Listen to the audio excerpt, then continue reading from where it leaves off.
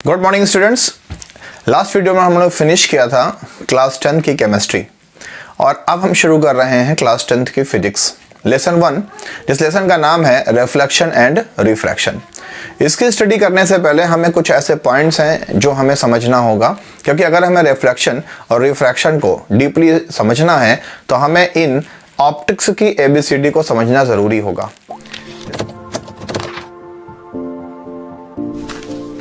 जैसे first question बनता है कि लाइट क्या होती है, what do you mean by light. तो हम कह सकते हैं, अगर लाइट की बात करें जिसको आप हिंदी में प्रकाश कहते हैं, तो लाइट इज अ मीडियम या light is a physical medium which able us to see the object. यानी कि लाइट एक फिजिकल मीडियम है, it is a physical medium which able us to see an object। यानी लाइट ही एक ऐसा मीडियम होता है जिसके थ्रू हम किसी भी ऑब्जेक्ट को देख पाते हैं या कोई भी चीज हमें दिखती है, और इसी को हम साइंस के एक ब्रांच के फॉर्म में बोलते हैं जिसको हम बोलते हैं ऑप्टिक्स। तो क्वेश्चन पुट अप होता है कि what do you mean by optics, यानी हिंदी में प्रकाशिकी क्या है। तो optics is the branch of physics which deals with the nature and phenomena of the light. यानी कि ये साइंस की वो ब्रांच है, फिजिक्स की वो ब्रांच है, it is the branch of science, science में ही फिजिक्स आ जाता है, which deals with the nature and phenomena of light। यानी कोई भी अगर हमसे पूछे ऑप्टिक्स, ऑप्टिक्स पूरा एक यूनिट है, क्लास 12th में आप लोग डिटेल्स में पढ़ेंगे और क्लास 10th में भी ऑप्टिक्स है। तो कोई अगर आपसे पूछे कि what do you mean by optics, तो आपका कहना होगा it is the branch of science, यानी ये विज्ञान की एक ऐसी ब्रांच है which deals with the nature and phenomena of light, जो लाइट के नेचर एंड स्वभाव के बारे में और वो लाइट करती क्या क्या है इन सब के बारे में स्टडी करती है, उसी को हम ऑप्टिक्स कहते हैं। ये दो तरह की होती है, यानी इसके दो ब्रांचेस हैं, दो पार्ट्स हैं कह सकते हैं। एक होता है वेव ऑप्टिक्स,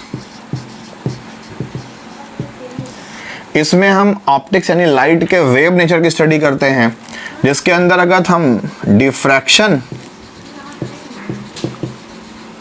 और डिस्ट्रैक्शन ये दो फिनोमेना की स्टडी करेंगे। नेक्स्ट है रे ऑप्टिक्स, रे मीन किरण, इसमें हम इसके रे नेचर की स्टडी करते हैं, जिसमें हम स्टडी करते हैं रिफ्लेक्शन की और रिफ्रैक्शन की, जो कि हमारा लेसन है। तो आपको क्लियर होगा, कोई भी आपसे पूछे व्हाट इज लाइट, तो हम कह सकते हैं light is a physical phenomena which affect our retina, यानी जो भी चीजें हमारी आंखों को प्रभावित करती हैं उन्हीं को हम लाइट कहते हैं। और इट एबल अस, ये हमें उस लायक बनाती है कि we can see the object, कि हम चीजों को देख सकें, और इसी को साइंस की लैंग्वेज में बोलते हैं हम ऑप्टिक्स। ऑप्टिक्स मीन लाइट होती है। तो ऑप्टिक्स क्या है, it is the branch of science which deals with the nature, characters, properties and phenomena of the light. इससे पार्ट्स कितने होते हैं, दो पार्ट्स होते हैं। फर्स्ट है वेव ऑप्टिक्स, जिसमें हम वेव नेचर की स्टडी करते हैं, जिसमें डिफ्रैक्शन नाम का एक प्रोसेस होता है, अगर आपके सिलेबस में होगा तो हम उसको जरूर बताएंगे आपको। नेक्स्ट है रे ऑप्टिक्स, इसमें हम लाइट के रे प्रॉपर्टीज की स्टडी करते हैं, जिसमें हम रिफ्लेक्शन की स्टडी करेंगे और रिफ्रैक्शन की स्टडी करेंगे। तो अब हम स्टडी करते हैं रिफ्लेक्शन की, लेकिन रिफ्लेक्शन को समझने से पहले हमें ये चीज़ क्लियरली करना होगा कि इंटेंस रे क्या होता है, रिफ्लेक्शन रे क्या होता है, नॉर्मल क्या होता है, इंसिडेंस एंगल क्या होती है और रिफ्लेक्शन एंगल क्या होती है। तो वन बाय वन हम इनकी स्टडी करते हैं। तो अगर हम इंसिडेंट रे की बात करें, इंसिडेंट रे जिसको हम हिंदी में बोलते हैं आपतित किरण। फिलहाल देखिए आप लोग इंग्लिश मीडियम स्टूडेंट हैं, बट मैं रिक्वेस्ट यही करूंगा कि वो पर्सन ज़्यादा सक्सेसफुल होता है जो मोर लिंग्विस्टिक होता है, जिसको ज़्यादा से ज़्यादा भाषाएं आती हों। तो आप लोग स्टडी करिए इंग्लिश में, बट कम से कम हिंदी से अनजान मत रहिए। तो इंसिडेंट रे को हम हिंदी में बोलते हैं आपतित किरण। पहले हम इसको प्रैक्टिकली समझते हैं। मान लीजिए कोई ये रिफ्लेक्टिंग सरफेस है। रिफ्लेक्टिंग सरफेस वो होता है जिसके एक साइड पर कोई पॉलिश लगी हो। जैसे मान लीजिए हमने कोई कांच लिया, कोई ग्लास लिया और उसके एक साइड में हमने पॉलिश लगा दी। पॉलिश लगा दी तो ये क्या बन गया, ये मिरर बन गया। मिरर में होता क्या है कि लाइट आ तो सकती है लेकिन दूसरी तरफ नहीं जा सकती। तो जो भी लाइट आकर के इस रिफ्लेक्टिंग सरफेस पर गिरती है उसी को हम इंसिडेंट रे कहते हैं। इंसिडेंट रे, यानी अगर हम डेफिनेशन की बात करें तो it is the ray which fell down, या incident which incident on a reflecting surface. यानी किसी भी रिफ्लेक्टिंग सरफेस का एग्जाम्पल क्या है, मिरर। तो हम कह सकते हैं किसी भी रिफ्लेक्टिंग सरफेस पर जो भी लाइट आकर के गिरती है उसको हम इंसिडेंट रे कहते हैं। अब क्वेश्चन पुटअप होता है कि रिफ्लेक्टेड रे क्या है। तो मानी सी बात है कि ये जो हमारा सरफेस है वो कैसा है, रिफ्लेक्टिंग सरफेस है। इसमें क्या हो सकता है, लाइट आ तो सकती है लेकिन दूसरी साइड में नहीं जा सकती क्योंकि पॉलिश लगा हुआ, ये ओपेक है, हिंदी में अपारदर्शी है। तो जब कोई लाइट इंसिडेंट होती है किसी भी रिफ्लेक्टिंग सरफेस पर तो इस सरफेस से टकरा करके वापस उसी मीडियम में लौट जाती है। तो जो लाइट लौट कर जाती है उसी को हम रिफ्लेक्टेड रे कहते हैं। यानी अगर हम डेफिनेशन बनाए तो हम कह सकते हैं कि it is the ray which reverse back या which go back after the incidence या आफ्टर द रिफ्लेक्शन। यानी कोई भी आती हुई लाइट जब किसी ओपेक सरफेस पर, रिफ्लेक्टिंग सरफेस पर टकरा के लौट जाती है तो उसी को हम रिफ्लेक्टेड रे कहते हैं। तो it is the going back light after reflection. इसी प्रोसेस को हम रिफ्लेक्शन भी कहते हैं कि कोई लाइट आए और किसी भी ओपेक सरफेस पर, किसी भी रिफ्लेक्टिंग सरफेस पर गिरे तो उस गिरती हुई लाइट को हम इंसिडेंट रे कहते हैं। और वो इस सरफेस से टकराकर लौट जाए उसी मीडियम में तो उसको हम रिफ्लेक्टेड रे कहते हैं। अब क्वेश्चन बनता है तो कह सकते हैं it is the going back light after reflection, यानी रिफ्लेक्शन के बाद जो लाइट वापस लौट जाती है उसी को हम रिफ्लेक्टेड रे कहते हैं। अब नेक्स्ट क्वेश्चन बनता है कि what do you mean by normal. तो जो इंसिडेंट रे जहां पर इस रिफ्लेक्टिंग सरफेस को टच करता है, देखो यहां पर टच करता है और यहीं से ये लाइट रिफ्लेक्ट होकर वापस लौट गई, तो इस रिफ्लेक्टिंग सरफेस के परपेंडिकुलर जो लाइन होती है 90 डिग्री पर, इसी को हम नॉर्मल कहते हैं। हिंदी में बोलते हैं अभिलंब। Mean it is the perpendicular light, perpendicular line going across reflecting surface। यानी किसी भी रिफ्लेक्टिंग सरफेस से 90 डिग्री का एंगल बनाती हुई जो भी वर्टिकल लाइन जाती है उसी को हम नॉर्मल कहते हैं और हिंदी में इसको हम अभिलंब कहते हैं। तो एक बार फिर से रिपीट करते हैं कि इंसिडेंट रे क्या होती है। तो किसी भी रिफ्लेक्टिंग सरफेस पर, मान लीजिए किसी मिरर पर, जो भी लाइट आके गिरती है वो इंसिडेंट रे है और जो टकरा कर लौट जाती है उसको हम रिफ्लेक्टेड रे कहते हैं। लाइट जिस मीडियम में आएगी उसी मीडियम में वापस जाएगी। और इस रिफ्लेक्टिंग सरफेस, ये रिफ्लेक्टिंग सरफेस है, इससे जो 90 डिग्री का एंगल बनाते हैं परपेंडिकुलर लाइन होती है जिसको हम वर्टिकल लाइन भी कहते हैं, उसी को हम क्या बोलते हैं, नॉर्मल। हिंदी में बोलते हैं अभिलंब। तो डेफिनेशन क्या है इंसिडेंट रे की, it is the ray which incident, जो कि गिरती है ऑन ए रिफ्लेक्टिंग सरफेस, किसी भी रिफ्लेक्टिंग सरफेस पर, उसको हम इंसिडेंट रे कहते हैं। और it is the back going light after reflection, और रिफ्लेक्शन के बाद यानी इस रिफ्लेक्टिंग सरफेस से अपारदर्शी तल से टकरा के जो लाइट जाती है उसी को हम रिफ्लेक्टेड रे कहते हैं। एक बात हमेशा याद रखिएगा कि लाइट जिस मीडियम में आएगी उसी मीडियम में वापस जाएगी। अब बात करते हैं नॉर्मल की। तो नॉर्मल जो होता है, रिफ्लेक्टिंग सरफेस से जो भी लाइन परपेंडिकुलर 90 डिग्री पे जाती है उसी को हम नॉर्मल कहते हैं। अब हम समझते हैं कि इंसिडेंट एंगल और रिफ्लेक्टेड एंगल क्या होता है। तो एंगल ऑफ इंसिडेंस जो है,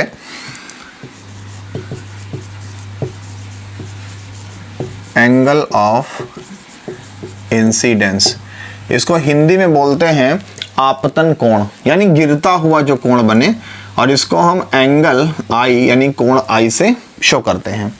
तो पहले हम पिक्चर के फॉर्म में समझ लें। मान लीजिए कि ये एक रिफ्लेक्टिंग सरफेस है जिसको हिंदी में बोलते हैं अपारदर्शी तल, इंग्लिश में बोलते हैं ओपेक सरफेस।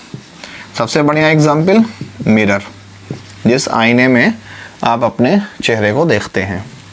तो जो लाइट इस पर गिरती है, अभी मैंने आपको बताया था कि उसको हम लोग इंसिडेंट रे, हिंदी में आपतित किरण बोलते हैं।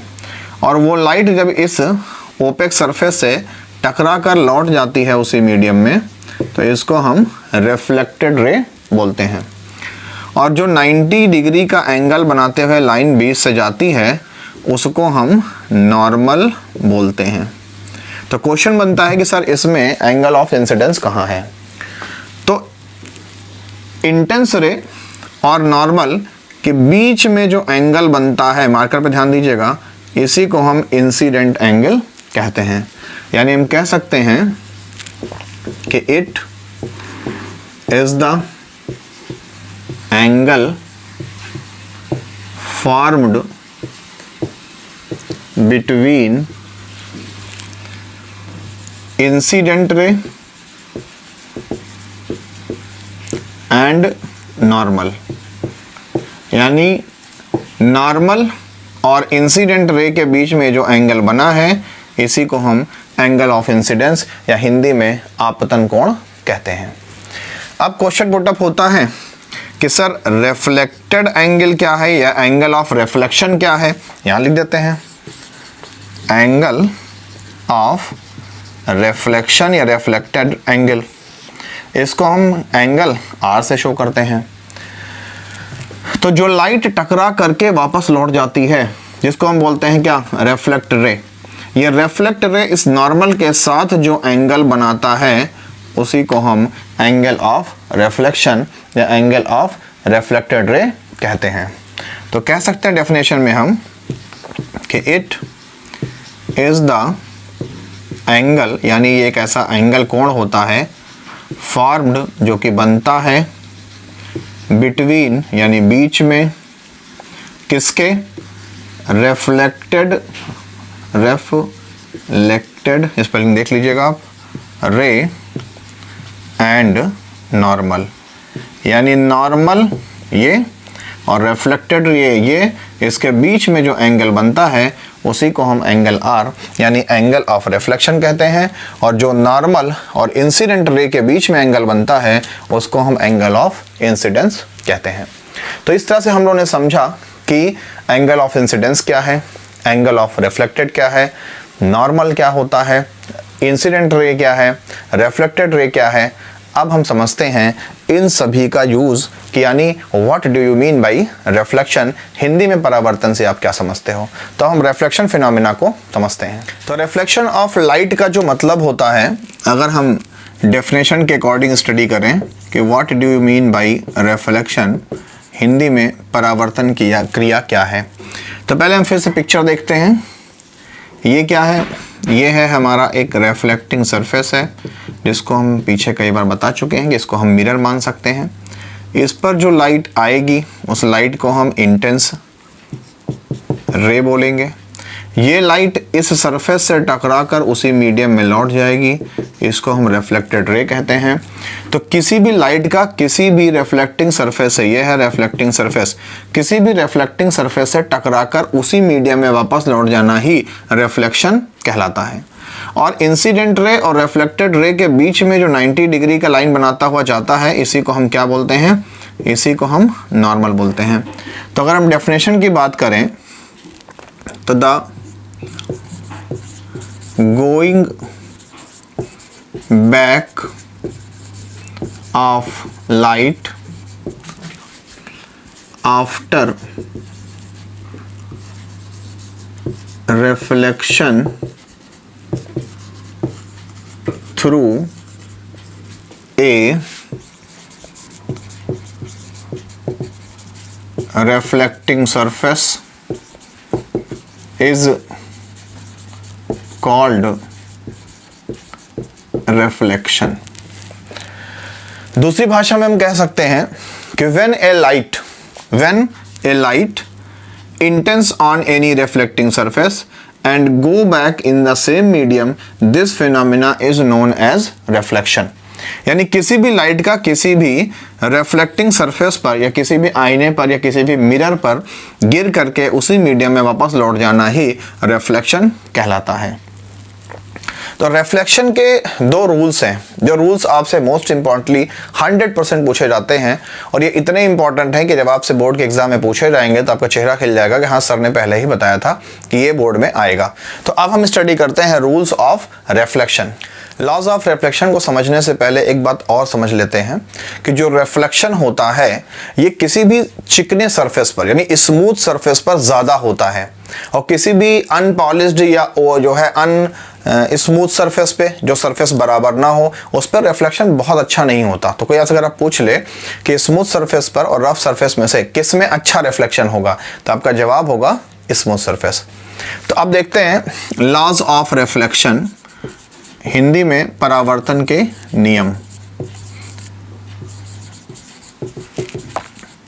तो लॉज ऑफ रिफ्लेक्शन को समझने के लिए पहले हम एक पिक्चर बनाते हैं।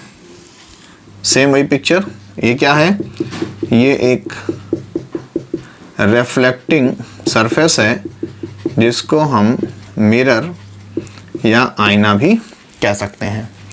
तो जब इस पर कोई लाइट गिरती है तो इस लाइट को हम क्या बोलते हैं, इंसिडेंट रे, और ये लाइट यहाँ से टकरा कर वापस उसी मीडियम में लौट जाती है, इसको हम क्या बोलते हैं, रिफ्लेक्टेड रे या रिफ्लेक्टिंग रे। और इन दोनों के जुड़ने वाले पॉइंट से जो भी लाइन 90 डिग्री पर परपेंडिकुलर वर्टिकल जाती है ऊपर की ओर, उसी को हम बोलते हैं नॉर्मल।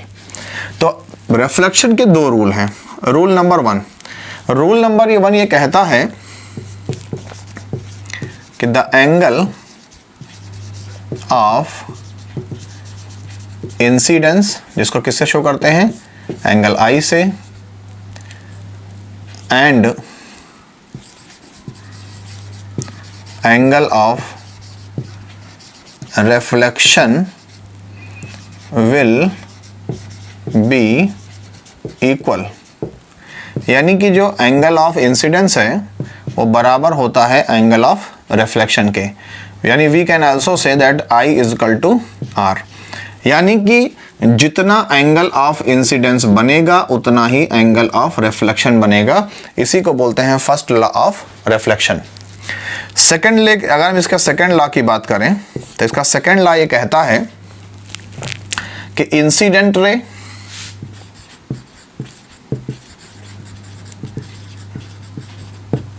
ये क्या है, नॉर्मल,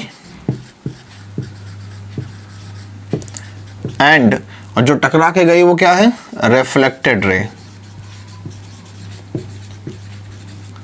लाइज यानी होते हैं इन ए सेम प्लेन, एक ही तल में, एट अ सेम पॉइंट।